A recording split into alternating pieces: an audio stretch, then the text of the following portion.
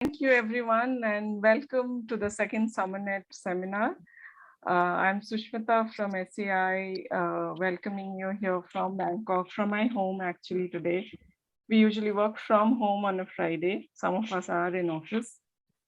And this is a very interesting session that we are hosting today. This is research that was done under the Summernet grant that we provided, which is on looking at how do we co-create knowledge to enhance women's leadership, or women's and local communities' leadership in local river governance, and ensuring enhanced resilience to livelihoods in the process. So before we start off, I'd like to welcome our acting co-chair of the Summernet Secretariat Steering Committee, Professor Chantana Wangeo. Professor Chantana, the floor is yours. Please give us your welcome remarks. Thank you. Thank you, Sushmita. Good afternoon, everyone. On behalf of the Summernet Steering Committee, I would like to welcome you to our Summernet Public Seminar on a very, very cool nickname, CKEWEL. I have to learn how to remember this. It's co-creation knowledge, co-creating knowledge to enhance women's leadership for inclusive river governance and livelihood resilience in the Mekong region.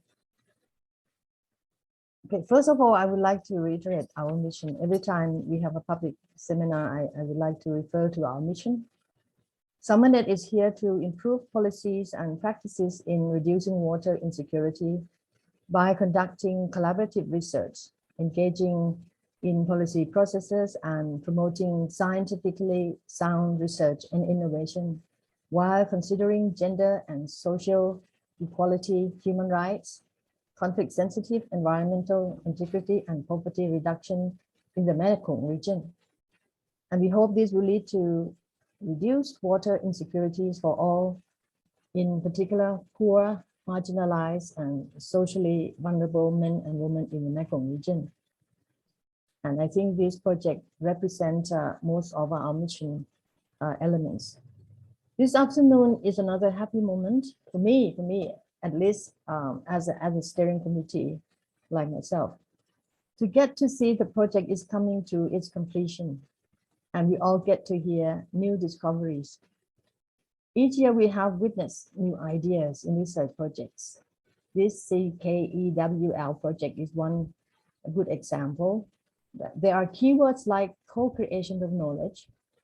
We're not talking about participation anymore. It's co-creation of knowledge, women leadership, not women participation, inclusive governance, not only good governance, and resilience, not only just adaptive.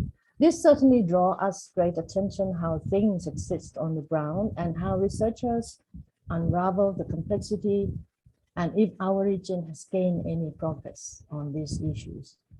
We look forward very much to hear the panelists, the presentation, and reflection from the experts. I would like to remind myself and ourselves that at the end of each research project is actually the beginning of the next new move towards policy change. We all hope that the research result will lead to a more dynamic in knowledge utilization in policy arena.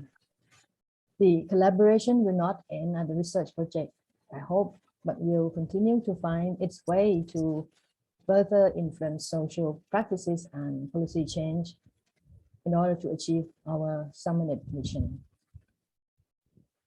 Finally, on behalf of Summernet Steering Committee and the network, I would like to extend our great appreciation to SIDA and Stockholm Environmental Institute for the generous and continuing support.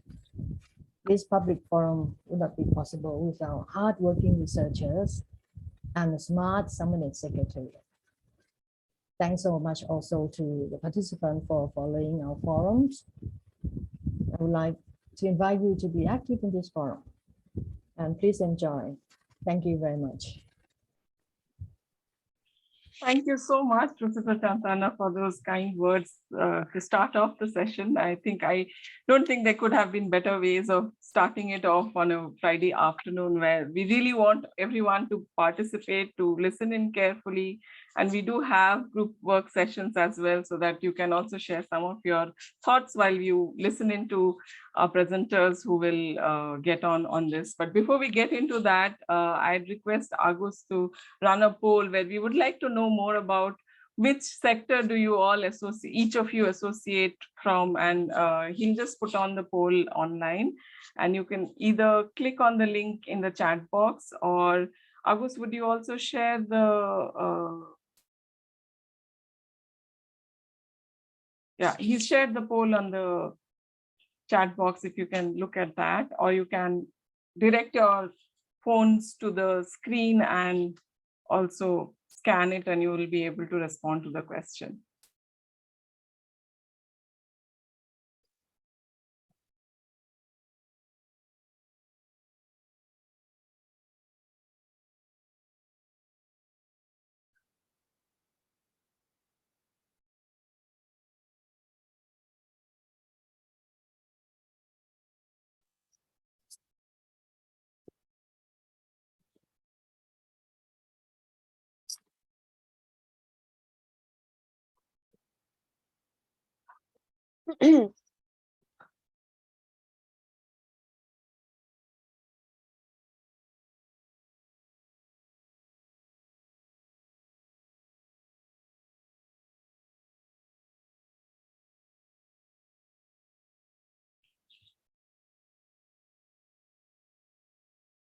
So a large number of you are from academia, as you associate with that sector. Significant few are from the NGO sector, also civil society, consulting and civil society. Several of you are from that as well. 2 more minutes and we'll move on to the next question.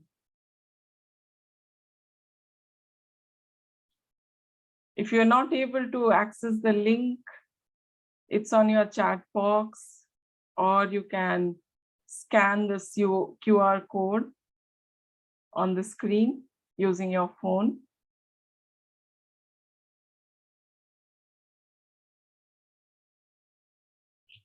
So several of you are from the academia, and many of you from the NGO and the civil society space, besides a few from consulting. That's great to know. Thanks, Agus, for running this poll. On to the next poll before Kanukwan begins her presentation, which is, I would like to have you respond to this question on a scale of 1 to 10 as to how familiar are you with the concept of knowledge co-creation. You can use the same link on the chat box or use the scan.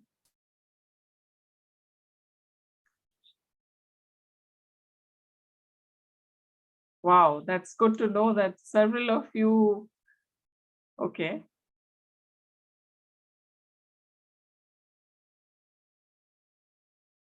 Several of you are familiar, several of you feel that you kind of know about it. The big number of you who are saying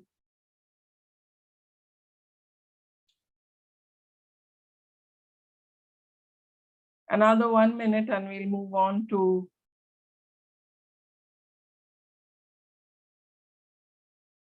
that's good to know that several of you know the concept of knowledge co-creation, but maybe still have a few concerns or would want to know more about how this team has looked at knowledge co-creation. So thanks, Agus, for this, and I hope we are on to the next session so I would like to welcome Dr. Kanukwan Manoram from the University of Wuhan Ratchathani. She has been working on participatory action research and has been a professor at the university and has been at the forefront of looking at how do you make research more participatory and foster those kind of networks in ensuring that knowledge is co-created So on to you, Professor Kanupan, to share your experiences from Thailand in the process that you did. And I'll not speak too much to that. I'd like to hear from you. On to you. Thank you very much, Summonet, the facilitators, for letting me to speak first. I believe I get only 15 minutes, right? So I just would like to share my screen.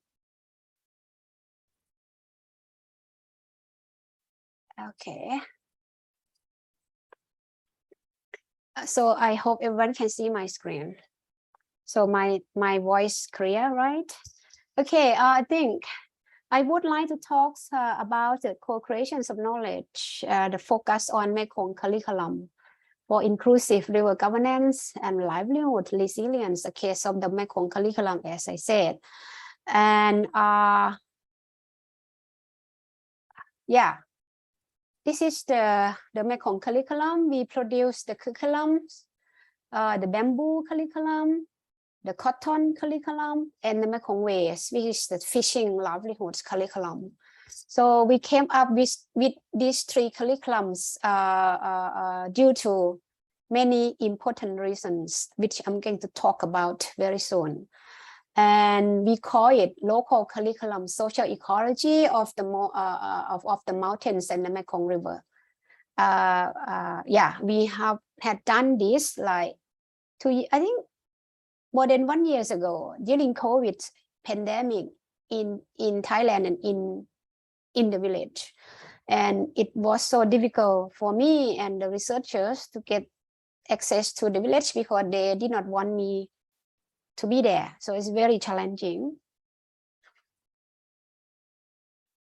And we frame our Mekong curriculum based on these co-productions of to create the local curriculum. So we believe that what we see and what we think, they are related. So the things that we see usually based on the ones we perceive or the ones we believe. And for example, we saw the phenomena of the Mekongs being destroyed by many development projects. Of course, development projects bring both positive and negative impacts on local people, particularly women who depend mostly on aquatic resources in the Mekong River, and the young people who learn from their mothers to capture fish, to capture snail or shrimp. And this is the phenomena. But what's underlying this phenomena is about the view, the worldview, or the value of the people who attach to the Mekong River. So the behavior we saw by our eyes based on the perception, the worldview, and the value, they think about the nature, the relationship of them with the nature. This is the conceptual framework that used to be that I used to frame the Mekong curriculum and to create the knowledge together among the people, both young and old, and the formal and informal the people who form formal and informal sectors. Yeah, how to create the Mekong curriculum? Of course, we, as I said, we saw the phenomenon. A lot of young people stood up and put the campaign Save the Mekong. They're not just the adults or the old people, but the young people in the village who I work with. They show how they try, how they like to protect the Mekong, to save the Mekong for their own life, their own future. And we met together with the old people as well, not just the young people, to talk about how to protect the Mekong. And we set a meeting with the local teachers from primary school nearby the community-based school in one village. We talk with them, and the teachers so concerned about the problems of the Mekong as well. So they would like their students to learn about the Mekong, how importance of the Mekong for the local livelihood, and even for tourism and for other purpose. And the first step, we did the thing that we call share vision. So we raised the question, like, like this, two key questions that we raise: what is the river, how important it is, and how the local people value it. So the answer from even the young people, old people, female and male, they got quite different answer, but they got common understanding. They share common understandings about the Mekong. For example, Mekong is life, it's our love, it's our mother, the side of joy, the side of happiness, the knowledge. We produce a lot of knowledge from the attachment that we got with the Mekong. And Mekong is a source of food, income, and it's everything. But now it's sick. One person said, Mekong now is so sick. It is at a coma stage because of a lot of developments going on along the Mekong or on the Mekong. And the second one, we decided the young people over here and the old people over there as well. So we decided to come up with 3 different curriculum: the fish or the Mekong way. They said the Mekong, our way is a fishing community, it's a fishing livelihood. The second one, they came up with cotton curriculum. The third one, bamboo. And why the 3 ones chosen? Because they said the 3 ones so important because really significant, and it's their concerns about the livelihood of themselves related to these resources, this stuff like cotton and bamboo, because the community depend on fish for income and food, depend on cotton for sale, and also they use bamboo for food and income as well. So 3 resources so critical for themselves, and now they are vulnerable. So they're fragile, they are impacted by development project, what the so-called hydropower dams that they mentioned. And yeah, and also in the area, they got the school called Mekong Community-Based School. The particular name is called Tamworth Community-Based School. This school is a site established like more than 10 years. And they offer a lot of learning space for outsiders to learn about the Mekong and the relationship between local people and the Mekong. And the aims of this school is to express the fond, I can say, as Colin said, emotional knowledge. It's their attachment to the Mekong.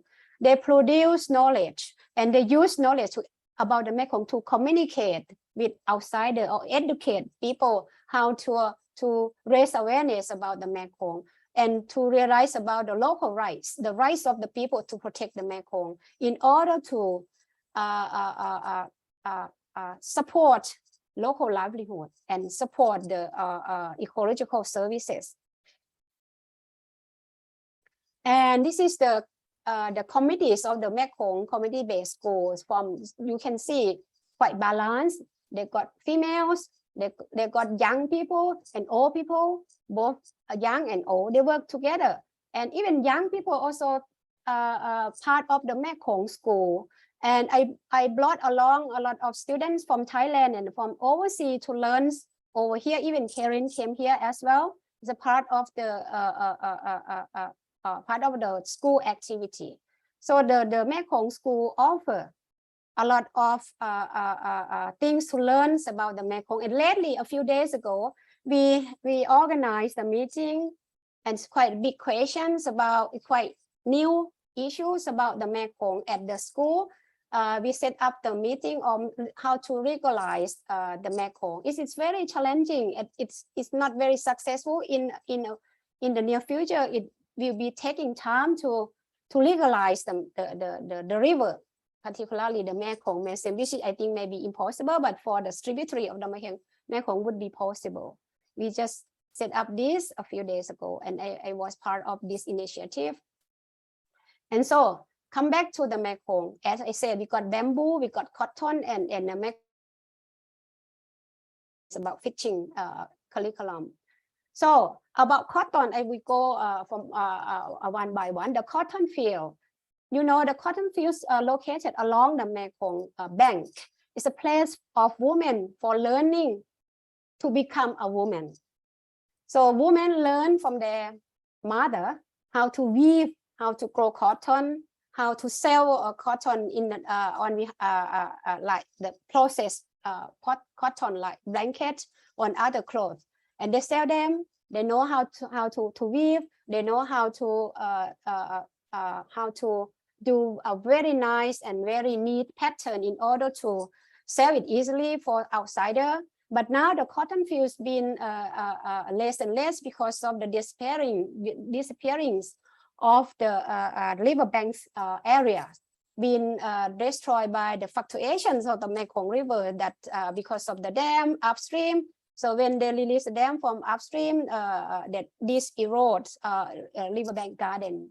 And that's why the women like this, they said, okay, we try, why don't we do the curriculum in order to give people no knowledge about how the abundance of the rivers, ecological system that help to survive the cotton field. Nowadays, we just look back to the past, but cotton fields along the banks almost gone. How we rehabilitate or make the cotton fields back to our life. This is very challenging, and they try to adapt, to adjust by growing the cottons upland, but it's really difficult because this village has very limited land. So this kind of problem even more complex for local people because they live along the river, but the river resource very limited. But once they come back to the mountain to grow the cotton, but they face the problem of the restriction from the government not to intrude, not to go not to grow any trees near the national park or inside the national park. They are trapped in between. So that's why this curriculum would be very, very important for local people, particularly women. They try to survive their local knowledge. They try to make their local knowledge be realized by outsider how important it is to their life. And this is for the fishing curriculum. So you can see here is a Thai language, but it can be translated is there's the Mekongs, who kills the Mekong.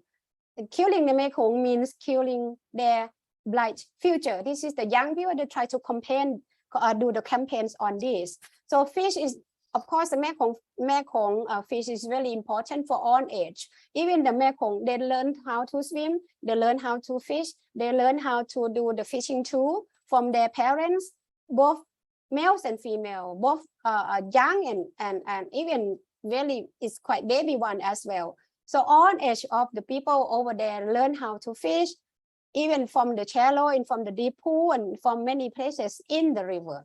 So their futures about the fishing, their fishing livelihood futures quite not so bright, because soon that's what they heard and was what they informed from the government, the Lao government and Thai government. The new dam going to be built not very far from their community. So that they thought the Mekong fishing curriculum would help them so much to do the campaign, to help them to realize the rights of their, to protect themselves and to protest against them in the future.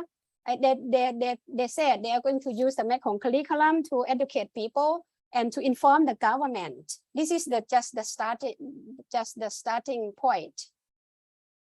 And next, the last one, the last curriculum, the bamboo. The bamboo normally grown along the Mekong bank, but as I said, just similar to the situations of the cotton field, the banks of the rivers it less and less because of the fluctuations of the water, and also the riverbank erosion create a lot of problem for growing bamboo naturally. So the local people, they said, okay, if we have the curriculum on bamboo, so it would help us to educate people and it would inform the government, which is even the outsider, the NGO, the civil society, or the people who come to the village to learn our life, how important the bamboo to our life, because bamboo made for use in many forms like food, even the fishing tool, the trap, and the learning process, the learning space for the young people to learn about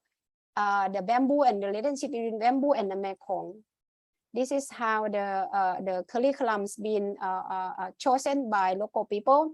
So why gender is significant to the Mekong curriculum? Gender inequality, of course, I found it's still largely disappearing in the Mekong policy, in the government, university, research institute, and local institute. So the Mekong curriculum co-created by gender, by female and male, and young and old people. So we would like to put in place the gender in the Mekong curriculum, and how importance of the women in fishing livelihood, even in cotton livelihood, in bamboo livelihood.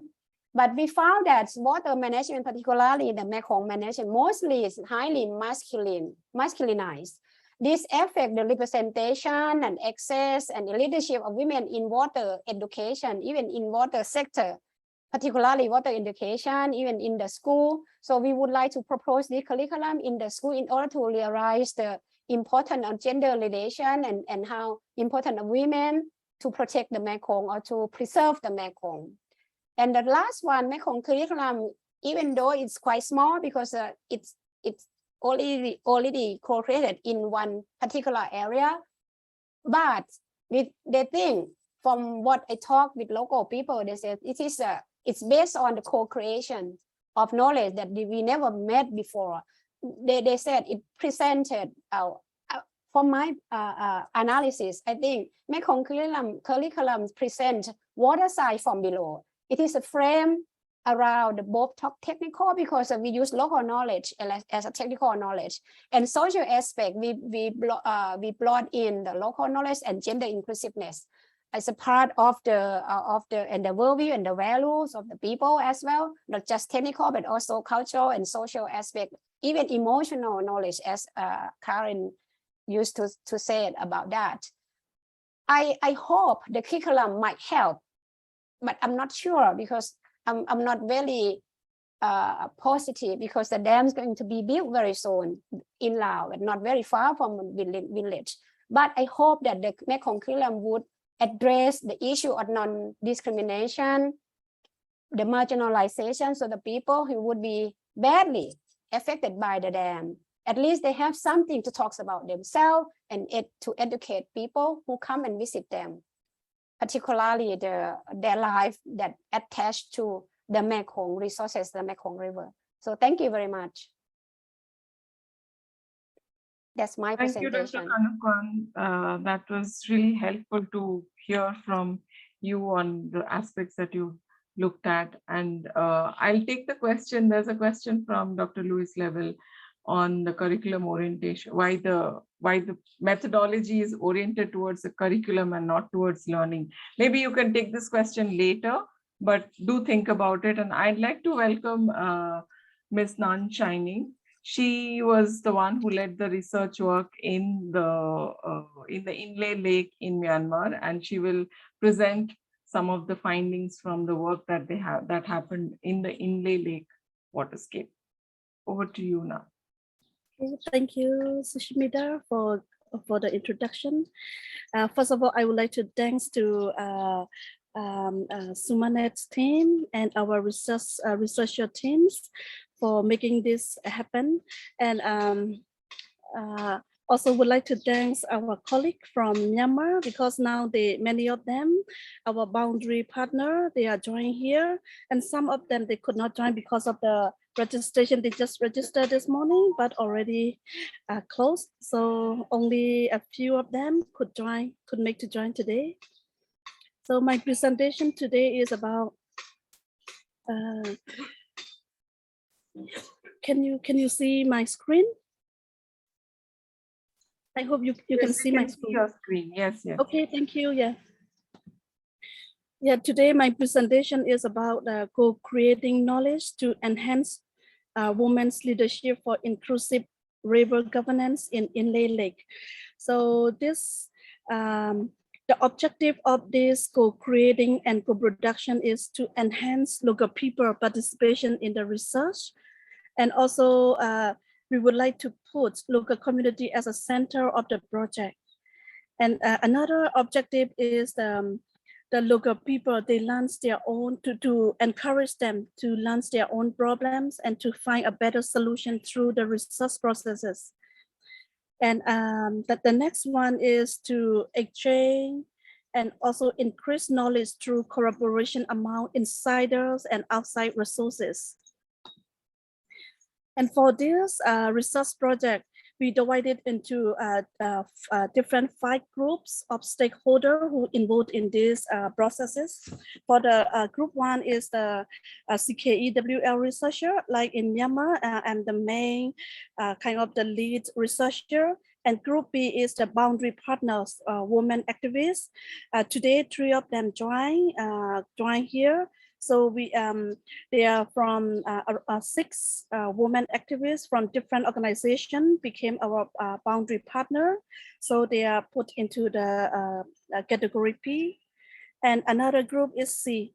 This stakeholder, they are active local community in Inlay Lake. And another group is the local ordinary local community in Inlay, who are living in Inlay.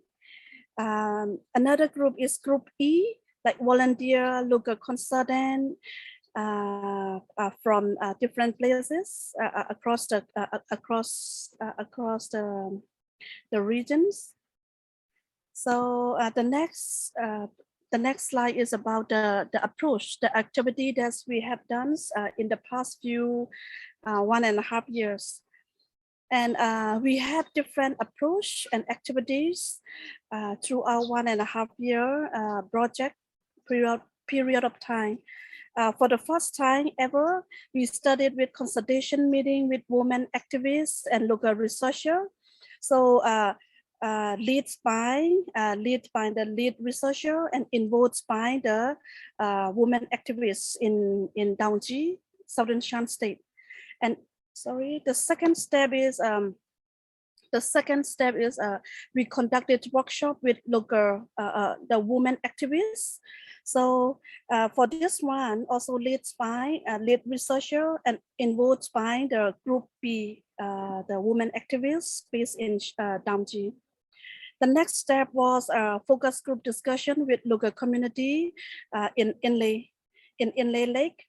So this one was led by group B. Group B is and later on they became a boundary partner or maybe local researcher. So this workshop, this discussion was led by local researcher group B and joined by active local community in Inlay. Another step, the next step is about workshop. We conducted several workshops with local women and community members. For this one as well, organized by or led by the group B, our boundary partner, and joined by the active local community in Inlay. And we also hold regular meetings among our team. So in that case, we have a different group of people, group A, group B. Group B is the boundary partner, group C is active community member living in Inlay, and group E is our consultant like a volunteer consultant join here as well. And the next, the last activity or approach is field work and key informal interview. For this one, totally led by group C. Group C was the local active local community based in Inlay, and they interview the ordinary community member living inside Inlay. So it is how we are working throughout the process for this project. And this one is consultation meeting, as I said earlier. So it is about the way how we conducted the consultation meeting. And the purpose of this consultation meeting was to understand the project's idea, to define the concept of knowledge co-creations and co-productions. And amongst the lead researcher and also boundary partner, so we also build trust through this consultation meeting. And to understand and another purpose is to understand the general context of gender and water politics in Inlay Lake. And also the last point is to conduct baseline survey Yeah, it is what we have done. And another step is workshop with women activists. For this one, as I said earlier, briefly already introduced, that leads by this group is group A, B, and C. We come together and we did we conducted workshops. The purpose for conducting this workshop is to prepare, to organize, to facilitate a meeting with local community for focus group discussion in Inlay. So before we conduct focus group discussion in our focus area, so local researcher and also the boundary partner, and as well as the active community member, we came together and we prepared the agenda, we prepared the research question together before we go to the field. So it is the main purpose for this workshop. And now this one is focus group discussion. This one will conducted inside the local community in Inlay. So this for this kind of focus group discussion, very often the Group B and Group C, they organized for this one. Group B was our boundary partner. Group C was our active local community who live in Inlay. So they, the two groups, they come together and they organize the workshop, not workshop, they organize the focus group discussion. Yeah, the purpose for this focus group discussion is we would like to find out the significance of Inlay Lake and its value. And we also explore the general livelihoods of people in Inlay. Then we also find out the different roles of gender, women and men, and water governance in Inlay, the availability, accessibility, utility, and control over who has control over the water resources. We also deep into this discussion as well. And another point is we also we happen to discuss about the environmental issue in Inlay Lakes, what is going on, what is positive and negative environmental related issue. And we also we also happen to discuss about the problems, the root cause, and the possible solution based on the environmental issue we discussed earlier.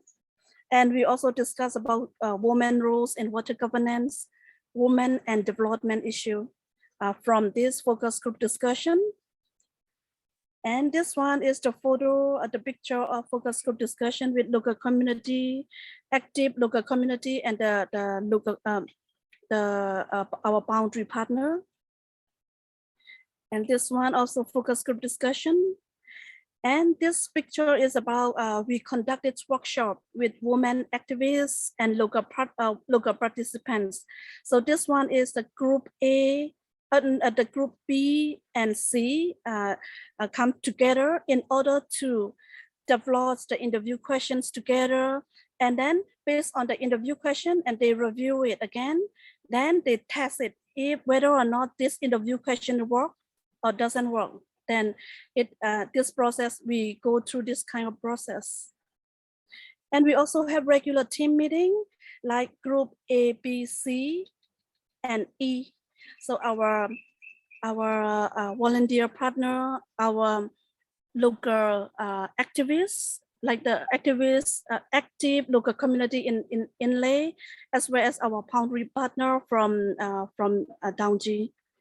So the reasons for having this kind of regular meeting was that to have a sense of ownership in the research project, and also to share the findings, what they have based on their the workshop, based on the focus group discussion, based on the fieldwork, what they are the finding, and as well as the challenges, based on the challenges, what lesson learned they got. So this is a way to share and also to update to each other through this regular team meeting.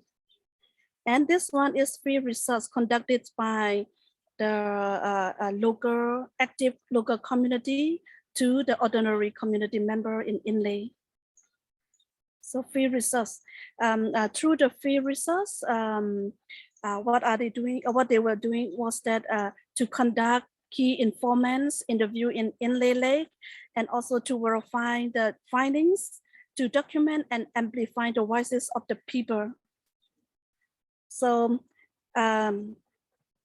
review the process. When we review the processes, this project was led by the local women.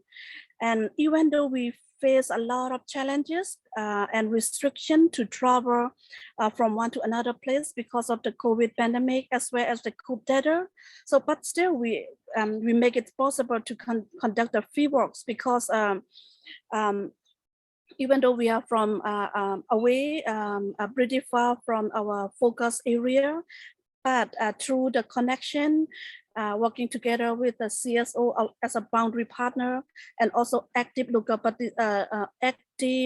people, then we can reach to the field with their connection. And the process of this, throughout this process, we make sure that it is power sharing and not too much centralized, because all this process we have to go together, and everyone actively participate and engage in this process, throughout process. And diverse knowledge are being shared, because coming from different background, but still we share, we share and learn from each other. As our research is agenda is quite open and flexible, like kind of we make it very flexible. So it's make more rooms for local people to engage and to decide, because we don't bring a set of like interview question or whatever. So we try to make together since the beginning, consultation, workshop, focus group discussion, and meeting from this process. So we learn from each other, and we also try to adapt and improve based on what's based on the needs and the demands. So that is why the local people also have rooms to participate, to decide throughout the process.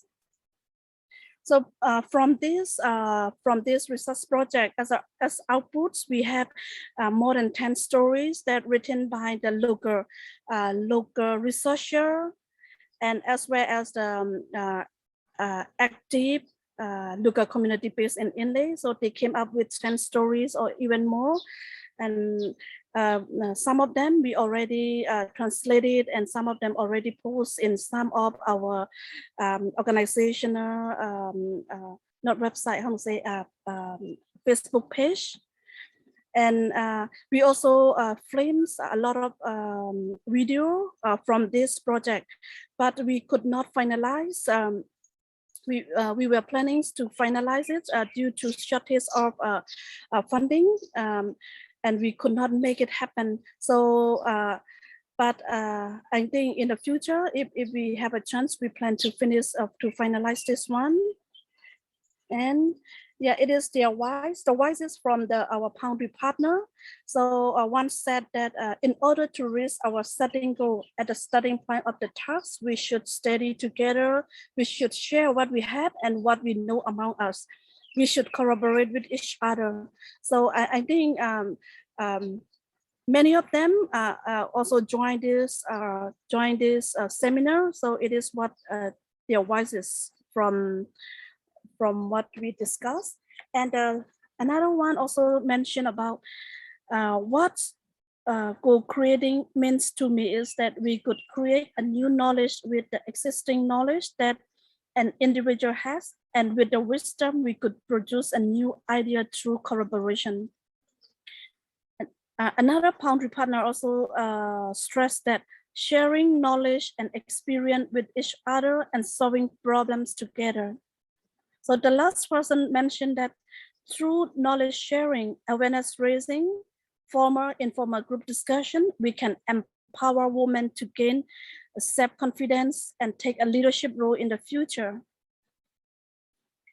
It is almost the end of my presentation. I think I have a few minutes left. 1 minute. Okay, I will try to finalize it. Any minutes left, Ms. Yeah, 1 minute. So, okay. Yeah, just quickly wrap up. Yeah. Okay, I will wrap up. This is the last slide.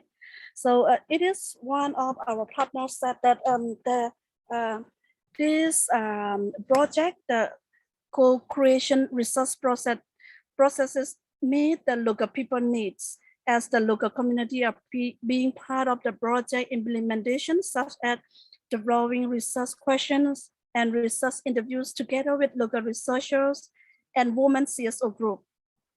As the local people know the local context and the challenges of the water governance in Inlay Lake, we can raise the real voices of the community people to the research findings. Since this project is the collaboration between CSO, local researcher, and community members, we have more networks to work together in the future.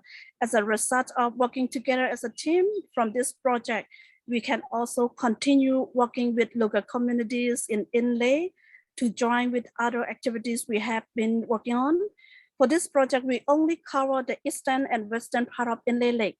If the political situation is getting better, we would like to continue working on the research project in northern and southern part of Inlay Lake. Yeah, it is the last page of my presentation. Thank you very much. Thank you, Nan, for your presentation. That was really useful to know what has been happening in Inlay and how you involved the local community and the researchers in the process. There is a question for you from Professor Chantana, who's mentioned that while this is a good micro study, what's the bigger picture and what implications does it have for governance and resilience? And to speak to that specifically, I think the next speaker, Karen, who is going to share some of her findings based on the research that was done and on the larger context of the global context in which how knowledge is, what are the scales through which knowledge is seen and co-created. She's going to speak to some of those aspects and maybe we can have more discussions of some of these questions. So over to you, Karen, who comes with about 20 years of experience working in this area of water governance and bringing in social inclusion and resilience to bear upon the water governance issues in the region. So, Karen, are you there? Karen was saying that there's a storm over where she is, so Okay. I'm not sure if her connection is unstable. Let me try and see if I can catch her. In the meantime, perhaps we might want Ajahn Ganokwan and Chining to perhaps address the two questions first as we wait for Karen to come back online. Yeah. So Ajahn Ganokwan, there was a question from Dr. Louis Level about why using the methodology of curriculum as opposed to learning. Yeah, I think the reasons, I got some reasons. The first one, Mekong Curriculum was requested by the Tamworth community-based school where I'm working with. They need a tool, a teaching tool or learning tool to educate, to raise awareness of the peoples from outside, to visit them, to learn about their life. This is the first question. And the second one, Mekong Curriculum would serve as the learning space when the students from outside to visit them. So they would learn about ecosystems with the senior villagers teachers. The students from outside and would gain understandings about the abundance of the Mekong River ecosystems in the past and in the present time. And the senior villagers who's going to use the curriculums will talk and explain about the importance of the Mekong, for example, the Mekong fish, or even the cotton or the bamboos, the way of life of the villagers who associate with the Mekong River. And the student outsider will learn about the, for example, the fishing tool, which ones disappear, which ones being used, and why so. So this student will, in some, so it Mekong Curriculum would serve as learning space, learning tool for outsider to come and visit them, to learn stories about the relationship between villagers and the Mekong rivers, the resources and the abundance in the past of the ecosystems of the Mekong. And yeah, this is the duty and the roles of the Mekong Curriculum for creations of the learning space for both inside and outside peoples. This is how I respond to Luis Labelle. Yeah. Okay, thank you. I think we can take on these questions further when we have more discussions. Over to you, Karen. I guess there was a little bit of a glitch at your end, but go on. Yes. Great, thank you. Yeah, we have storms that are passing through, and then the internet just drops. So hopefully that won't happen anymore. Hopefully it was just a little one. Let me get started with sharing my screen. I think this presentation might help answer some of the questions that are emerging, because it ties it all, looking at more of the global research element of knowledge co-creation. And Karen, you may want to switch off your video because we cannot hear you. Maybe that will help sort out the bandwidth issue. Is that better? Yeah. Great. Yes, I was just going to say, like, thank you both, Ajahn Kanokwan and Shining, for your presentations. And I'm really curious to see how you're going to take this one, tying it all together.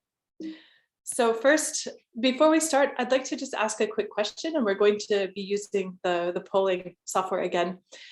And my question for you is, what approaches do you know of or use to make sure all knowledge is being brought into a process for any decision-making or governance process? A lot of you are academics, and there are some NGOs and consultants there, but when you want to make sure that all the knowledge that's needed is brought in, how do you actually do it? And on the poll, I'm hoping that you can share some of your approaches, maybe just one of your approaches. This is meant to be a quick poll, to have us all kind of share and reflect about how we personally bring in this element of knowledge co-creation and broaden the knowledge into a process. So the question is in the chat box. There's a link that Agus has shared, so you can use that link to respond with your responses. Karen, can you also stop sharing, please? Yes. Thanks.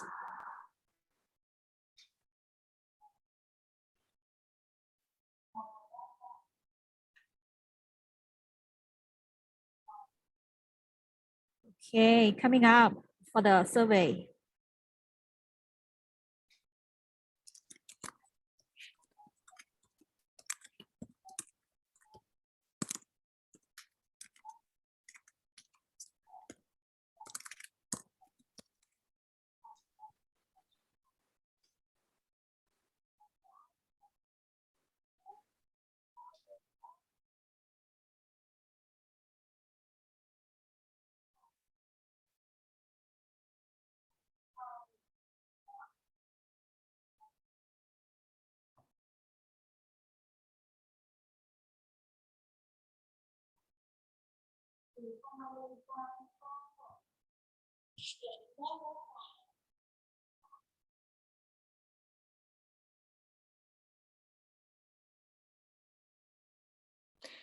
Great, thank you for responding to this question. I think it's really this process of planning and identifying who needs to be involved that I'm seeing coming out of this, with knowledge mapping processes, having a facilitator who's trusted and skilled,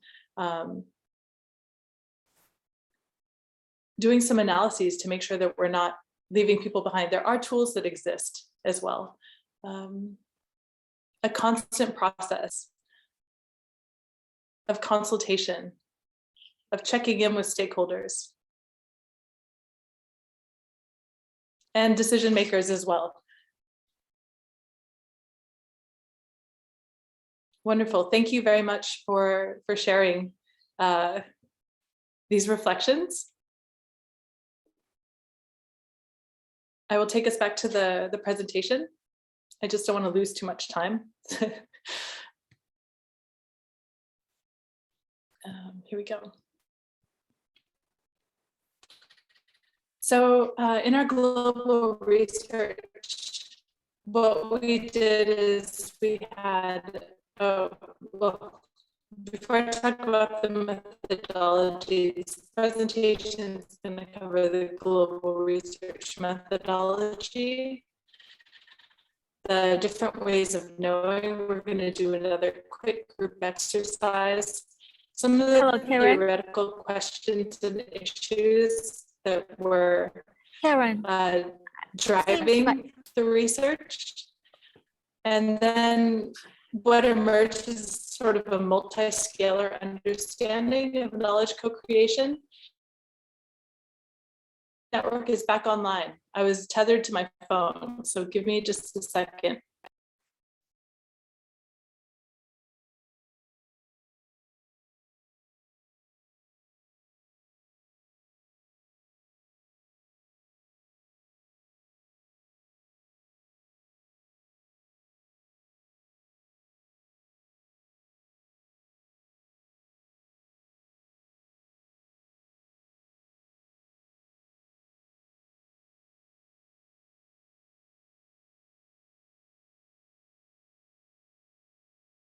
Seems we've lost Karen again.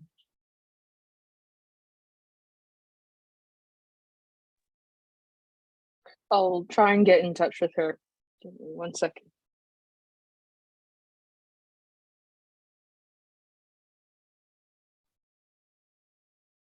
So maybe for time being, we can ask the questions to Ajahn Ganokwan and also Nang Shining, I think. How about that, Sushmita?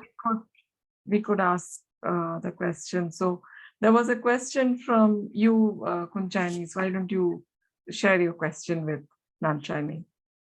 Yeah, okay. So I have one question for non-shining and also one question to Ajahn Ganokwan. Maybe I start with non-shining first. Just really want to say big congratulations to the team, to you, non-shining, and also all Myanmar friends and colleagues who really carry out a lot of work even during the difficult time. And I saw that there's a lot of things that are already accomplished. You talk about many stories that now producing. My questions is more on just really curious because you mentioned about, oh, we should do this, we should do that. Who are really the research recommendation that you are targeting at since the beginnings and now? Is that the situation, the COVID or political situations made you change the plan or not or at all? So, and also linking to that, so do you feel that the projects, the research in the project at this stage already more or less achieve what you really hope for since the beginning? So yeah, so that's kind of small two questions for me.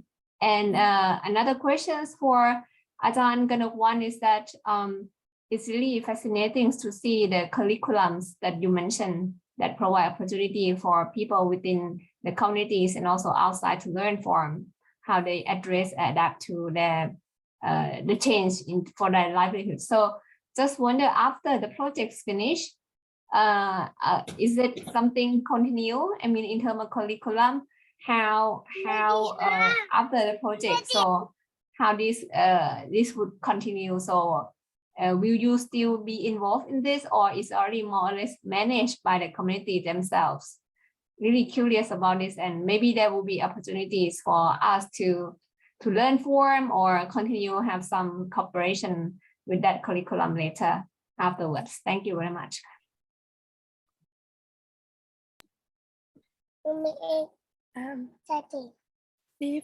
Maybe I will let me share. Thank you for your questions. Ajahn Chinese, Li Guok Tang, my friend Li Guok Tang, and Ajahn US. Yeah, for those who ask many questions, yeah, let me answer Ajahn Chinese question. Yes, we have our target. Our target was member of parliaments before the coup d'etat happened, and we plan to submit our recommendation letters to the member of parliaments as well as the some ministry in Inlay, because one of our our partner, boundary partner here, Justice Movement for Community Inlay. She already prepared to organize the meeting with the ministry in Inlay. So before that happened, the coup gathered, and it was very difficult for us to make a concrete recommendation and to submit it to our primary target, our target. However, I think it is very worthy to have this project because all the stakeholders involved in this project, they learn about inclusion and also inclusive decision-making process, and everyone, even though they are local people, they are ordinary local people, they can do research through the collaboration approach. So it is, I can say that it is one of our achievements that the local people are being part of the research project, and they became a local researcher. And as a next step, as a consequence, they also have some follow-ups like local research training, and we plan to work together with them in the future as well. Thank you very much for your question. Thank you very much. Thank you so much, Yanis. It's a very important question. You know, I'm going to show you a bit how the curriculum look like, and everyone can see. Let's see. Oh, maybe not. I can't show it. I don't know why. It doesn't allow me to click. But I can answer your question. You know, I got the package. They have just finished.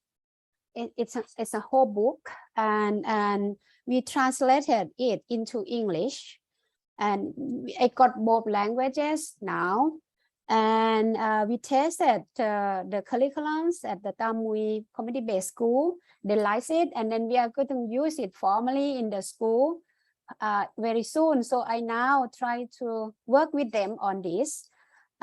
Without budget, but we got some budget from other sources, like small budget, to run the curriculum, and the Rung Arun school will be coming to the village very soon, and then we try to test this curriculum with Rung Arun. This is a very alternative school, famous school in Thailand, so we are going to use it very soon for sharing the knowledge that villagers co-create this curriculum together. Yeah, I think it's very positive. And then we have just opened the countries and opened the village. The village just open to welcome outsiders. So it's the time to use the curriculum, I think. Yeah, the activity still be going on, Chayanis. Yeah. Great to hear, thank you very much. Thank you for that. And I think Karen is back on the line. So Karen, if you could start off. Yeah, and if at any point Karen again cuts off, then Pichamon can take over. Yeah. I have switched buildings, so hopefully this internet will be more stable. Here we go. So a quick overview of the presentation. I'm going to look at the research methodology that we employed. I'd like us to do a group exercise around different ways of knowing, and then let you know about the sort of theoretical issues and questions that we're framing our research. And from there, we emerged developing a multi-scalar understanding of knowledge co-creation. I'd like to discuss the distinction between knowledge co-creation and knowledge co-production, and then just touch briefly on COVID-19 impacts, particularly for women's livelihoods, which are significant, as I think everyone here is probably aware, and some conclusions. So we, Pichamon and I, reached out to a number of people, but we really wanted to have a long form, semi-structured interview with 21 informants, and they came from all over the place, and many are here today. So thank you, those of you who've participated in this research. We were able to speak with civil society, local NGOs, regional, international NGOs, academia, consultants, as well as government. And the questions that we asked were really quite broad. It was a much more of a discussion than a kind of quantitative approach. And we asked, how do you understand co-creation and co-production of knowledge? Have you applied it in your work? Have you addressed epistemic issues, and how? And how is women's knowledge or vulnerable community member knowledge included in your work? And has COVID-19 impacted your work related to knowledge co-creation? So those are sort of the framing questions that we approached with everyone. But before I tell you what we found, I'd like to just stop and talk about different ways of knowing. And Kanakwan was relating this issue of emotional knowledge, and emotional knowledge is a very valid form of knowledge, but a lot of times it doesn't fit within different knowledge paradigms. And I wanted to see if we could just do a quick exercise where we list different ways of knowing or different ways of understanding. And one of those things that comes to mind immediately is traditional knowledge or women's knowledge. But as we know, traditional knowledge is not ubiquitous. It's not uniform across the world. It changes quite a bit depending on which communities we're working with or which people we're working with, and the same with the women's knowledge. So Agus, can you please lead us to the poll so that we can share different ways of knowing and different forms of knowledge collaboratively?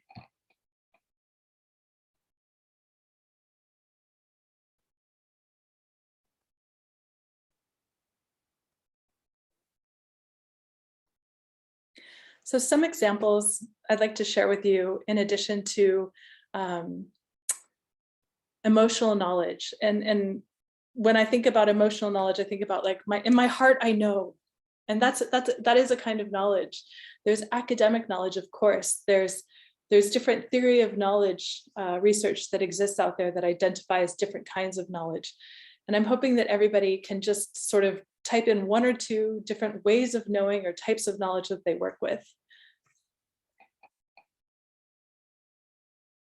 Sushmita, would you like to jump in and share your example? Because you had a great example on our prep call. Okay, so my example was really through observation, through music, because in observation, people look at certain things like, ants scurrying into their nests, and there are farmers who would tell you that the rains are probably coming and we should be careful about how we store our hay.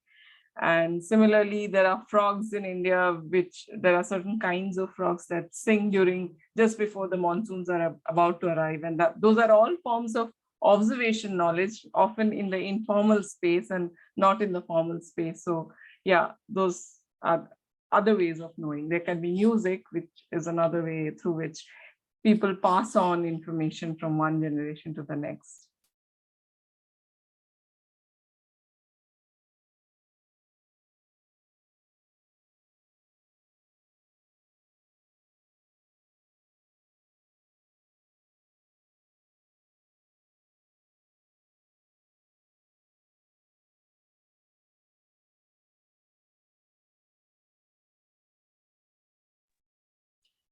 I brought up the example of using different languages as a way of knowing, where in different languages, we have a different understanding, and we have words that exist in one language that may not easily translate into another language, and how even just language in and of itself, local languages in particular, I think imply a certain kind of learning and knowledge that doesn't always translate.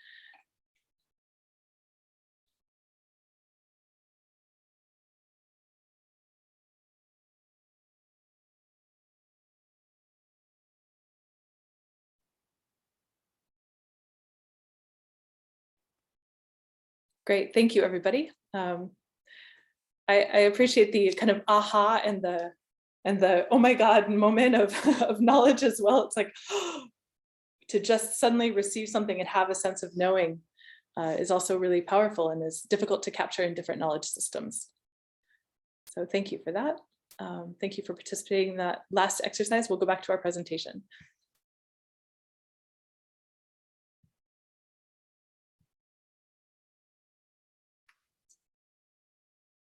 Oops. And skip.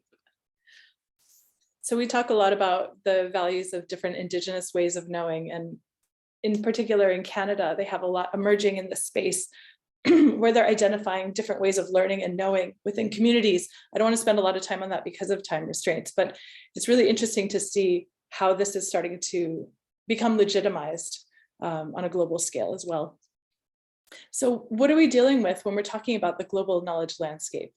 I put these two pictures here because I think they represent two different knowledge landscapes that maybe many of us interface with.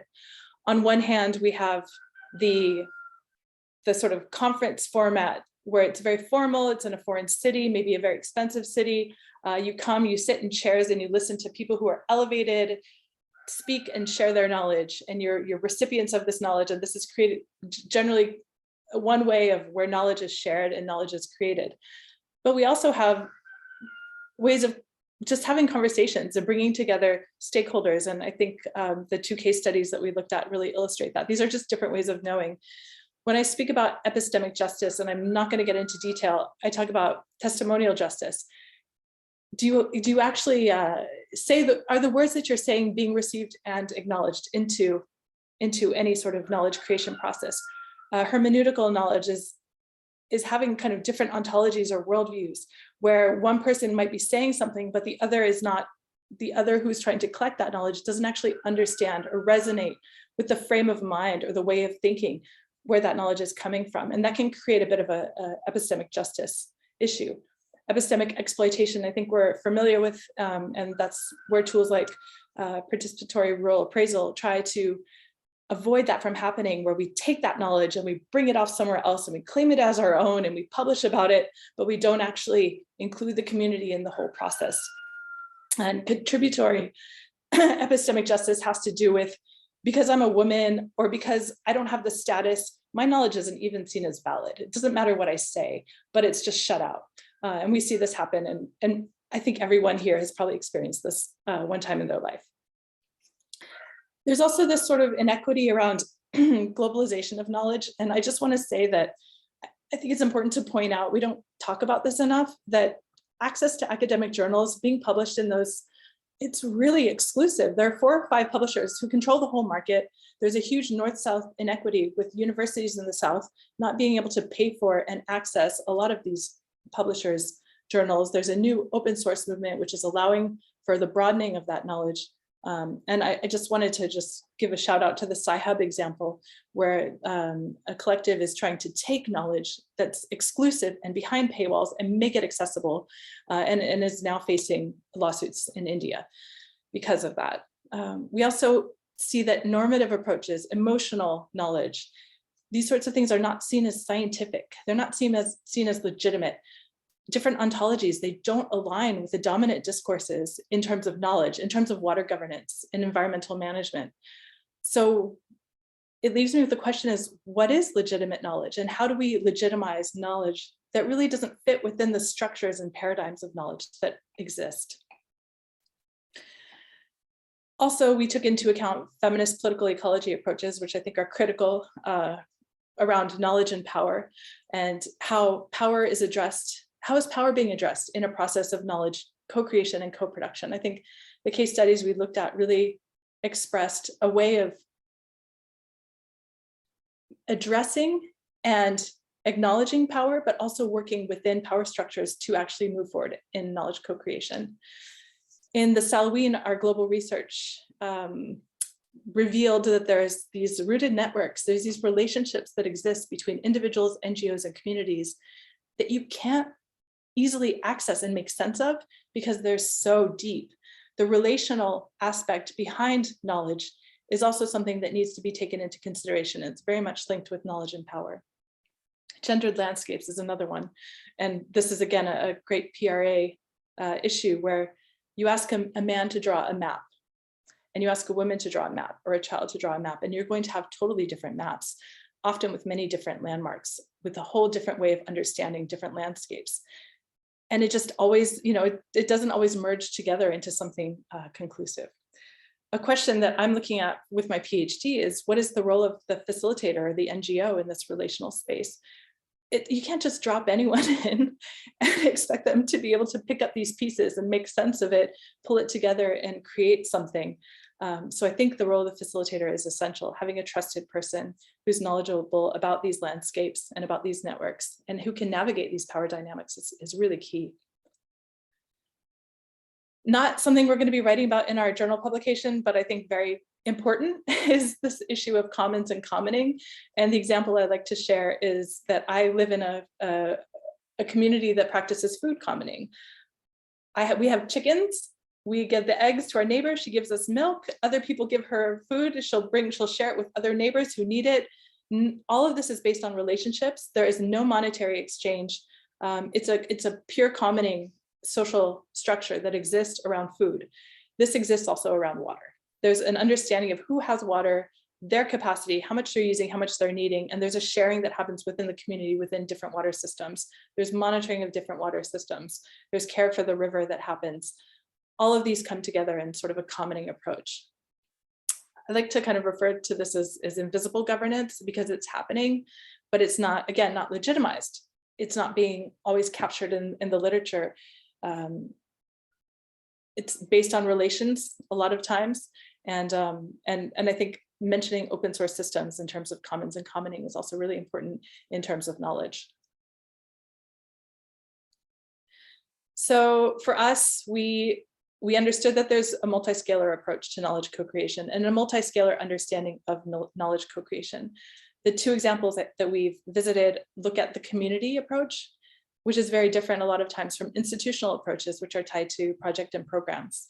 There's also academia, who has their own sort of knowledge co-creation approach. And then there's a public policy approach. All of these are kind of happening at different scales and different levels. And I put the picture of the tree because I feel like, you know, we might be looking at the branches, we might be looking at the deep roots, we might be looking at the trunk, but it's really hard to kind of bring these all together. And that's what we tried to do.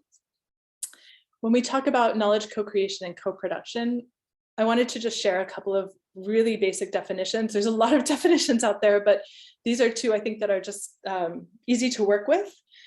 When we talk about knowledge co-creation, when we talk about knowledge co-production first, we talk about cross-sectoral and institutional cooperation in a sort of iterative process, which I see as being very different from knowledge co-creation, which is a collaborative process in order to build a systems-oriented understanding of an issue or of a broader sphere of complex challenges.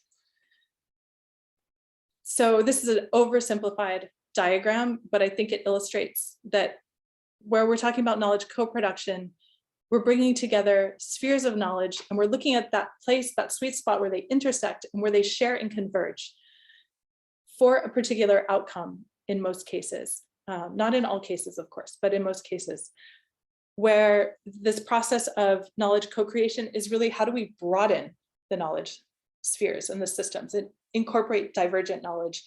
And instead of like focusing on this outcome or this project that we're trying to achieve, how do we just create this into a process and embrace and embody? So the definition that we've been working from, and you know, thanks, Pichaman and I have spent many, many hours having many, many conversations about this.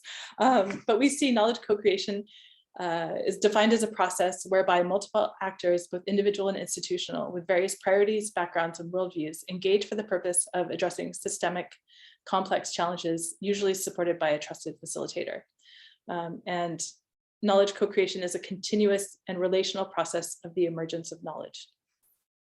So it's not often tied to as precise of timelines or project outcomes. So Pitchman, I don't know if you want to jump in at any point with these, or you want me to keep going.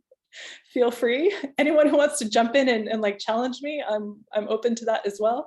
I think I spend way too much time reading and thinking about this. So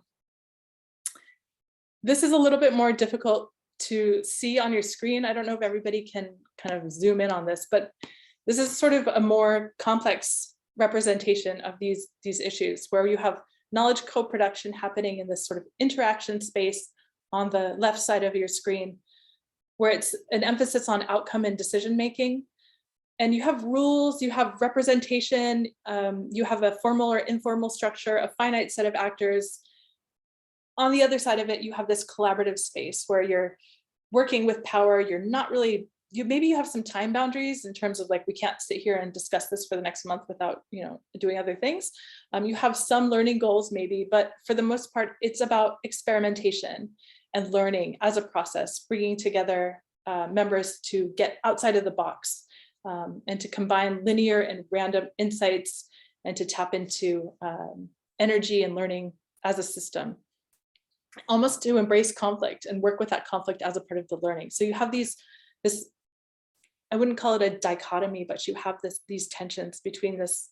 And I feel like the projects that we've just spoken about really fit within this hybrid space, which is a combination of co-creation and co-production, more leaning towards the co-creation, where there's an adaptive process. Okay, so we're doing these workshops, we're getting these data, we're incorporating these data into our process, we're doing some sort of critical analysis, and then we're defining what the next steps are, and we're moving on to do that. So there's a procedural element, I think, to it that maybe is tied in our case to this project timeline, but also we're really trying to engage with and explore the relational aspects and the power dynamics, encouraging more risk-taking, letting the communities take the lead. And again, like Pichaman, can I share that when we first saw the reports come through, Pichaman's like, I don't really even know what to do with this, because she's operating very much in an academic space, editing books and producing journal articles. And then we see these reports and it's like, hold on a second, this doesn't match always the kind of expectations and outcomes that we see in academia. How do we work with this? And I think that's the real challenge of moving forward as practitioners in the space of knowledge co-creation, is finding ways to integrate the multi-scalar approaches to give legitimacy to a lot of the different ways that knowledge is emerging in these processes, and finding an avenue and an opportunity to let it feed up into public policy. I can make these slides available. Again, the publication will have a lot more detail on this, but in interest of time, I want to touch quickly on COVID-19 impacts. And I feel like there's many more people here who can speak directly to this. We've all felt the impacts. But for me, the experience of COVID has been like putting a magnifying glass on the challenges, particularly that women and marginalized people face in their roles, whether it's their productive roles and their reproductive roles. It's just made it so much harder. So it's putting a magnifying glass on existing inequalities and inequities and really just making them greater. And I don't know if a week goes by where I'm not receiving some kind of report, which is just telling me over and over again how inequities are increasing, challenges are increasing, in particular with Shining's work and having to deal with military takeover, as well as a pandemic.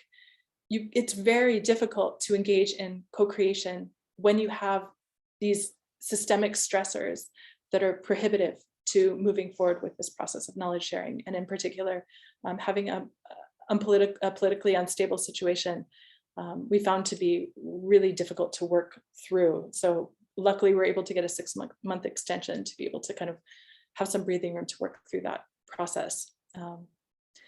And finally, a couple of conclusions. And these are very broad.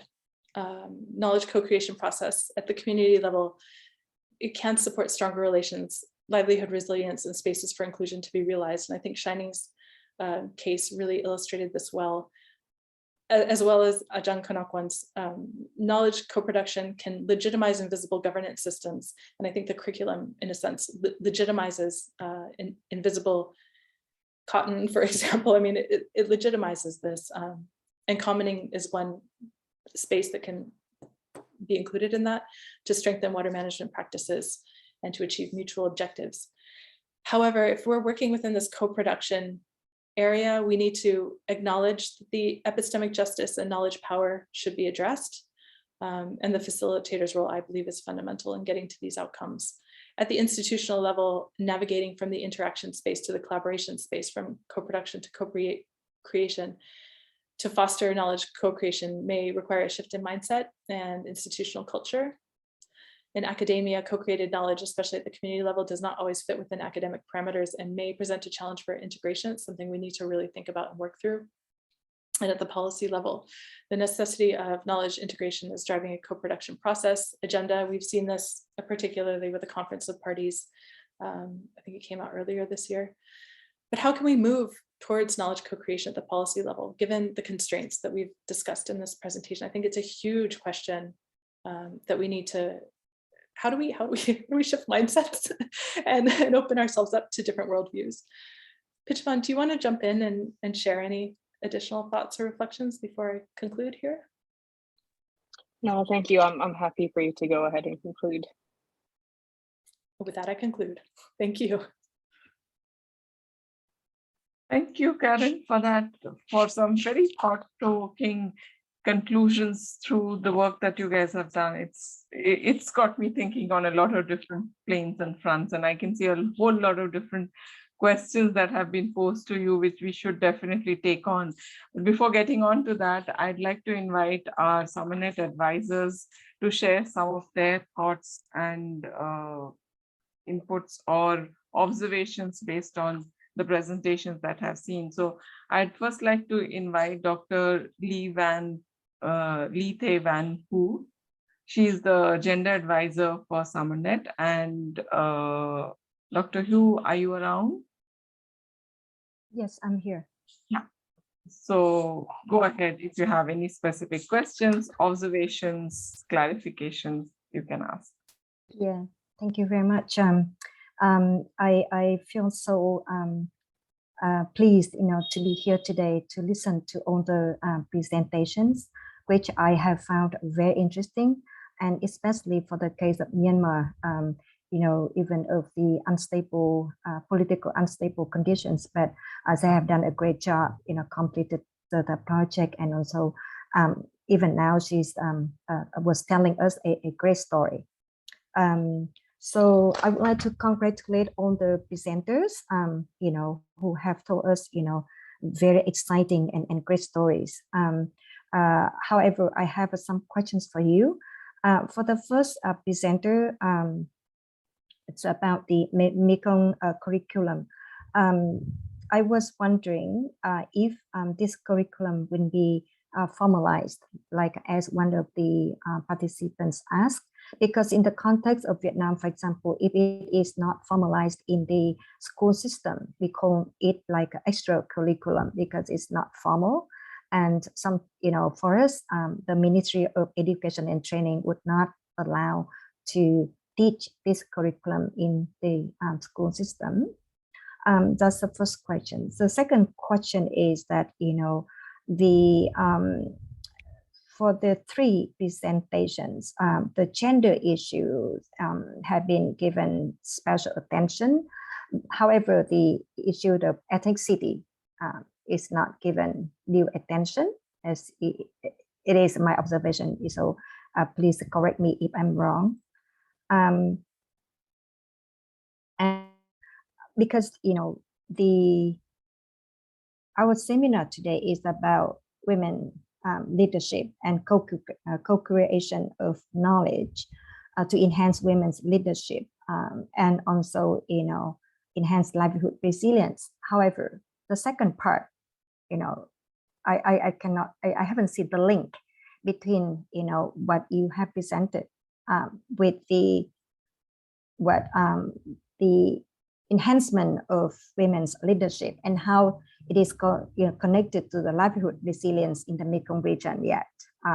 Although you could see the link here or there, but it's not very strong, and then it's hard for us to see that kind of link. And China just asked you about the end users of the recommendations and how it has contributed to the policy arena. So my question is that how can you bring all of these recommendations to the policy arena, and how you could bring your stories to the policymakers, because we were talking a lot about the consultations and policy dialogues, but how can you just do that later? For the case of Myanmar, she said that, they would just write a report to the parliament or things like that. So I think that would help. But for now, we would like to encourage you to do furthermore so that, we can contribute to the policy impact. So the question of ethnicity has not been addressed properly yet. So I would like you to look at that as well.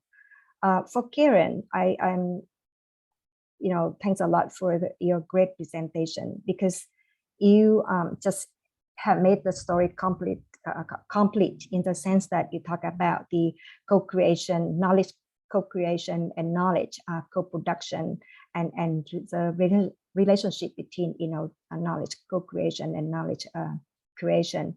And then you touch upon the issue of epistemic justice, knowledge in power relations and facilitators role. And then you also emphasize that those three issues should be taken into consideration when we talk about knowledge co-creation and knowledge co-production. So my question to you is how all of this would be brought to the policy maker in order to enhance the women's leadership, and also enhance livelihood resilience in the Mekong region. I mean, you also put that question at the end. However, I would like to see that kind of link would be clearer in that sense. So thanks a lot. With that, I would like to stop there. Thanks. Thanks, Dr. Yu, for your comments. Who would like to take on, or maybe you can respond to these questions together? And should I then, do you want to respond now, or you want to respond after Dr. Sudarat has also shared her reflections? Maybe we can hear from Ajahn Sudarat first. And then, Okay. Yeah. Okay, sure. So I'll welcome Dr. Sudarat to, she's our conflict sensitivity and research ethics advisor on the Summonet. So over to you, Dr. Sudarat. Thank you very much, Kun Sunita. Good afternoon, everyone. First of all, congratulations to all the research team on the wonderful public seminar. In my opinion, this research project makes both theoretical and practical contribution to the field. The research method is transdisciplinary and participatory to support a comprehensive understanding of both culture and scientific aspects of river governance and resilience. I'm really enjoy listening to the Mekong curriculum. I think it's very insightful and beneficial to the local community. Well, I'm curious to learn what was the most challenging aspect of your research project. And do you find any difficulty in incorporating conflict sensitivity in your research project? Thank you very much. Thank you, Dr. Sudarat, for your questions. Over to you, the research team. Who wants to go first? Ajahn Kanokwan, you would want to like to respond to some of the questions? I can go first. Thank you very much. Sorry, I forgot your name. Dr. Hu. Okay, yeah. Dr. Hu. Okay, and Dr. Sudarat. For Dr. Hu, the first one's about the formal school. The Mekong curriculum will be used by teachers from formal school as well, because they're part of the process of creations of the curriculum. They requested to do the cotton curriculum as well, because the Thai government has the policy on local curriculum. They would like to put in place local curriculum, local knowledge in the school system. So the Mekong curriculum is welcomed by the teachers. That's the first question. The second one about ethnicity in my area is that we don't have any problem of ethnicities. We have like Isan people. So we don't have any sensitivities on this issue as well. Not at all. And then the third one on women's leadership, I think, the local women in the village would be the villager teachers or local wisdom person to teach outsider using the curriculum. We tested and we found that women who weave the cotton, and then they also chosen by local people themselves to be the teacher. to teach outsider to learn about the relationship between the Mekong River and the cotton fields. And yeah, this is the one. And I think the Mekong Curriculum would serve as platform for local women to exercise their authority, their capability, their power, their knowledge, how to express themselves, how they express their knowledge to outsider, and to teach outsider to learn about themselves, about the local people and the relationship between local people and their rivers. This is how I respond to Dr. Hu. And the last one, I would like to respond to Dr. Sudarat about the conflict sensitivity. Of course, in the areas, a lot of conflicts between local people and the state, particularly on hydropower dam.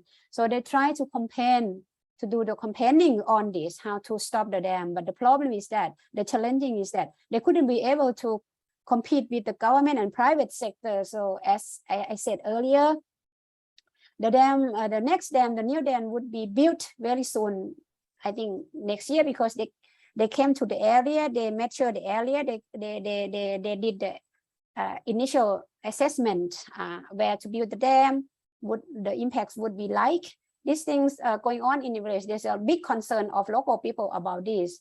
So they thought, they expressed that perhaps the Mekong Curriculum would help them to express their concern about how important of the Mekong to their life. I think this is how I can respond to your Dr. Sudarat's very good question. Thank you. Thank you very much. Okay, let's address the question of Dr. Hui in regards to the ethnicity. Yes, since the beginning of the project design, we really make sure that all the, because in Shan State, we have a lot of different ethnicity. So for this project, at least we have 5 ethnic minority group like Inda, Shan, Pa'o, Danu, and Pa'o. So at least 5 minority groups of women leaders are being part of this project. So so we really think about this one, about the women leaderships. Yes, for this particular projects, at least 85% of the women are leading this activity and involved and being part of the decision-making process. So we really concerned about the women leadership, the diverse ethnic group, as well as about the sensitivity. Yes, in regard to the conflict and sensitivity, we really concerned about it because during the time that we conduct the workshop, consultation meeting, and a focus group discussion. So during that time, travel restriction and restriction to assembly. So not more than 5 people can assembly. So we take a long time to come to meet each other. Whenever we get the permission to travel, then we just right away we just conduct the activity. Then but we didn't inform the politician or the government sector because we afraid that our activity will not be allowed to do. So for this project, co-production, co-creation is in a very high level of process that we can do, but for the co-production, it is still very limited because of travel restriction. We cannot engage with the policy maker and decision maker. Yeah, it is all the questions. I think I addressed all the question or not. Yeah, thank you. Thank you. I can go ahead and address the question about the policy implications and how, in particular, this work can lead to maybe a more enhanced policy uptake to address women's leadership and livelihood resilience. And this is really a first step. Getting this academic publication in shape where we're really setting out this framework, I think is key. I know that a lot of in particular donor organizations, are starting to mandate these approaches in their work. I feel like there's an opportunity to engage with them, and I have already started in some cases through this research and beyond this research to have those conversations. But identifying how to, for example, also working quite a bit in gender, how to bring different strategies to support inclusive co-creation approaches into different research projects and different even implementation projects, I think is completely possible. And I hope that that's the next step. I know Pichaman and I have also spoken about developing sort of briefs and frameworks and other digestible materials to help support this kind of uptake. And I don't know, Pichaman, if you want to say a couple words about some of those ideas that we've had as well. Not like a manual, but a bit more of a structured framework to support this. I'll just quickly add on to that, thanks Karen, which is that yes, we are indeed thinking about how or what does all of this mean in practical terms, and certainly the learnings gained from Ajahn Kanokwan and Chinese experiences in engaging in co-creation would inform such an endeavor as well. But we of course have to acknowledge the fact that context contingency is really important when it comes to knowledge co-creation. And for that reason, in one sense, we don't want to be kind of hypocritical and come up with a general framework which isn't able to fully capture all of the local dynamics that we see in particular cases or particular research sites, for instance. And I think that goes to your question as well, Ajahn Sudarat, about the challenges involved in incorporating conflict sensitivity into not just our project, but I suppose any project. And certainly the idea or what we're trying to develop from a theoretical standpoint when it comes to knowledge co-creation is an understanding that would apply not only to gender issues, but equally to conflict affected situations as well. Noting, of course, that there are different dynamics at play as well when it comes to conflict afflicted places or countries or societies. So in light of that, I think we can only echo what many of our interviewees have said when it comes to the challenges of knowledge co-creation, which is that it's very time consuming. It also requires a lot of investment when it comes to the trust capital that people have between stakeholders and themselves. And it also means that you can't actually go in and presume anything, which goes to the heart of one of the questions asked earlier about bias and about disrupting pre-existing power structures and processes. And even for us, I think as a team, we're constantly being challenged ourselves in terms of what our preconceptions, presumptions are when it comes to knowledge co-creation and what the term means. And Karen shared earlier that, even for me, I was really trying to go through the learning curve of understanding what it means for the communities that Ajahn Kanokwan and Channing have been working with and what knowledge means to them. So it's not a very straightforward answer to your question, which I think in one sense sums up the nature of our project as well. It is not terribly straightforward, but that's part of it. It's about understanding the complexity, appreciating it for what it is, and then trying to find ways in which that complexity then can be applied to better address real world problems and challenges that people face.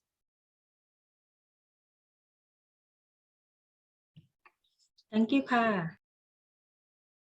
Thanks so much to the research team for responding to the questions. I think it's been a very interesting move from knowing what the micro situation are and what the reflections from that have been to link it with the theory and where do we stand vis-a-vis co-production and co-creation and how there's a hybrid space within which all of this is really forming up.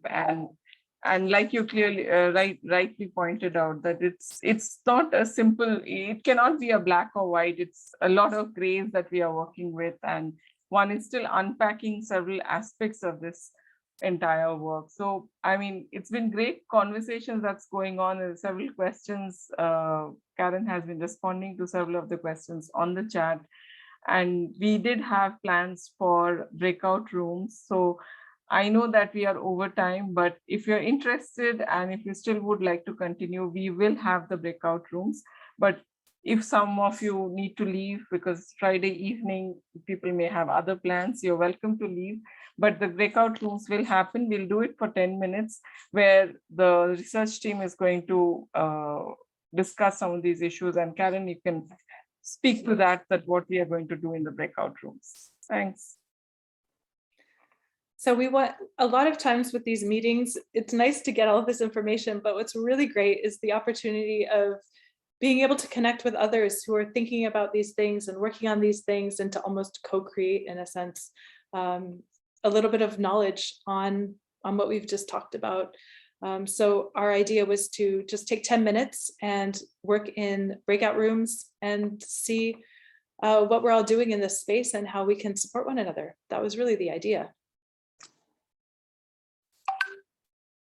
So we'll just take about 3 to 4 minutes to set you up in the breakout room. So just give us some time and you'll all be put into different breakout rooms, and whoever wants to leave can leave as well. Thank you everybody for coming together, and this has been great learning experience, I think, and I'm sure the discussions, the breakout rooms will also be very interesting. Thank you.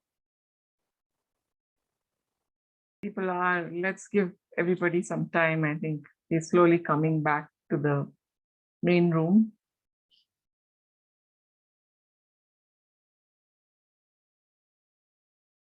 Can Anjali or Omkam let me know if all the rooms have been emptied? Yes, all the rooms are closed and all the people are back to the main. Okay, main thank room. you. So I request the research team, if you have any specific aspects that you wanted to share that came out from the group discussions, the breakout rooms, please go ahead.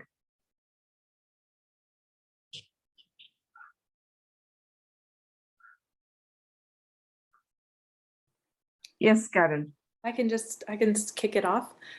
So we had a discussion about this issue of bringing local knowledge into the policy process, and started to explore how we as individuals do that. And also we spoke about some of the other undercurrents of the work that was happening in Myanmar and Inlay Lake, particularly around women's livelihoods, having to do with challenges with microfinance and microcredits, and that in reading initial reports, there was a lot of need in the community by the women to be able to find some questions and some solutions to that. And that was also confirmed by Keen, who is from Myanmar. And we were just having a bit of a discussion about, the links between some of the livelihood issues around microfinance and also the natural resources and other needs, and how do we support those needs. Thank you, Karen. Does anybody else want to speak? Yeah, go ahead, please, Dr. Hui. So there were only 2 of us in room 4, and then Shining finally joined us. But we had a very good, good conversation. We touched upon the points, how to bring in the indigenous knowledge and the local voices of the local communities into the policy making process, like Karen was talking about, and especially during the period of COVID-19 pandemic. We know even after that we did research, but it was so hard to conduct focus group discussions, for example, with the young people, because they were busy working in the factories to feed their families, because many people lost their jobs. So they suddenly you come in and then you talk about knowledge co-creation or knowledge co-production while they are difficult making ends meet. I mean, it's so hard to just keep them engaged into our conversation, because food comes first, and then who cares about knowledge co-creation or co-production, so that's the difficulties that the researchers would encounter in the field. And then Shining came in and we talk about the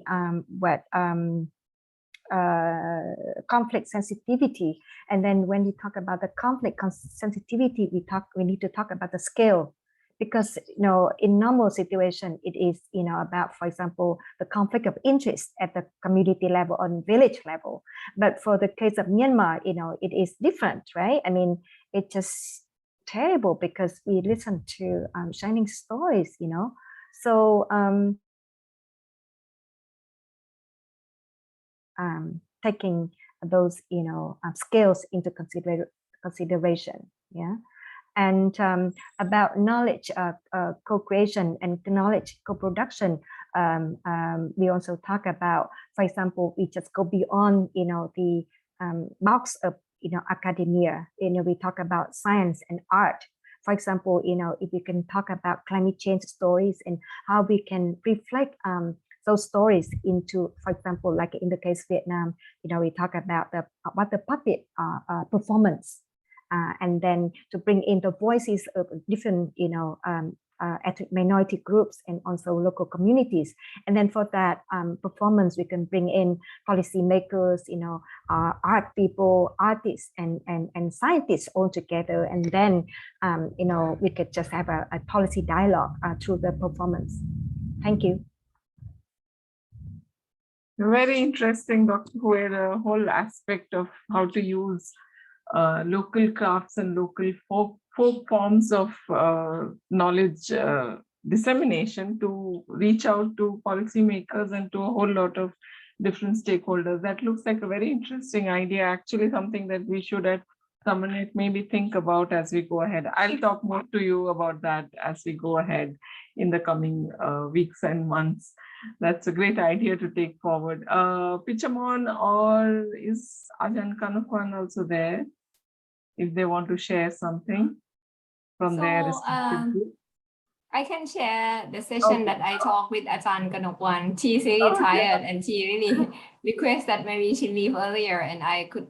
In fact, we did not really discuss so much on co-production or co-creation of knowledge itself, but more on moving or looking forward beyond the projects. I mean, because in fact, this project is really important project for us because it's the first rapid response project that is about to be completed. And and that's fascinating thing is this project is working on different locations and different team members residing in different locations and really facing different countries, but they could achieve this. And we don't want to have really whatever the knowledge and the results of projects stop here after the projects, but I really happy to see that they are planning to have more papers and really use the knowledge that produced under this for the follow-up activity and others. So I just want to explore with Ajahn Kanokwan with her Mekong Curriculum, for example, when we discuss about Summonet in the future. Next week, we will launch the small grants, and also we will have other activities beyond the Summonet, like Mekong Think Tank Network, or even Lancha Mekong Corporation Project will engage with Young Leadership Network and also Young Professional, how those future program and activity could benefit from and cooperate from the team even after the project. So we talk about few things about possibilities to cooperate, and so I am just encourage the team to see whether anything you would like to follow up, and so there might be some opportunity for us to cooperate further beyond this, definitely. And as we discussed here, Kalen and Pichamon also part of our Futures Mekong Think Tank program that recently funded by DFAT. So I'm really much looking forward to our future cooperation, and it's great work that we have listened today, and also really looking forward to really final results and also whatever the project team will produce. And once again, I want to say big congratulations to all women team members. And you have done a great job, and you really deserve the good rest this weekend. Thank you very much. Thank you, Fontanis, for your kind words, and I'm sure the team is beaming with all the good inputs that you've provided. Pichamon, you want to chip in anything? Oh, I'll just chip in and say that thank you so much for everyone who joined and who is still here, despite it being a Friday. And I think one of the key things that I've learned from this project is how, as researchers, it's always very difficult to take our ego out of the things that we do and the things we write or that we study. But this project has really taught me the value of doing that, or at least trying to do that, to take a step back and really try and listen to the people whom we're supposed to be studying, but who actually have a lot to share and to teach us as well. So in light of that, I just wanted to thank SummerNet for this really wonderful opportunity to continue working with great colleagues. And we do hope that we'll be able to produce a product that will have both theoretical, but also more importantly, practical implications for people who work in this space. Thank you, Pichamon, and thank you everyone for this wonderful session. I really enjoyed myself, and there are several ideas beaming in my head in terms of what next steps and what we could do with you all. In fact, maybe we could think of doing a podcast with the kind of stuff that you've created, and that could be one way of sharing some of the information that you have to a much larger audience through the SummerNet Youth Network and through other processes. So let's talk more about this, and definitely there is a lot to think about in terms of how we are co-creating and co-producing knowledge, and that's really the work of, I mean, that's the vision of the SummerNet, how we are strengthening those processes and that therefore informs better local governance of the resources and of the Mekong overall. So I think there have been some great learnings that are coming out of this study, and I'm hoping we can use a lot of those going forward. So let's continue the conversation, and looking forward to your final report. And thank you all for being part of this discussion and this seminar. Thanks. Thank you, Sushmita. Also, thank you for everyone. Thank you so much, Sushmita. And thank you for our Thank you, and have a great weekend ahead. We will share the survey. So there is a survey to the seminar, your inputs to how the seminar went, and actually a lot of people have already signed off, so we will send it on email is what we've decided. So please do respond to the seminar survey. Thank you. Bye-bye. Thank you. Bye-bye.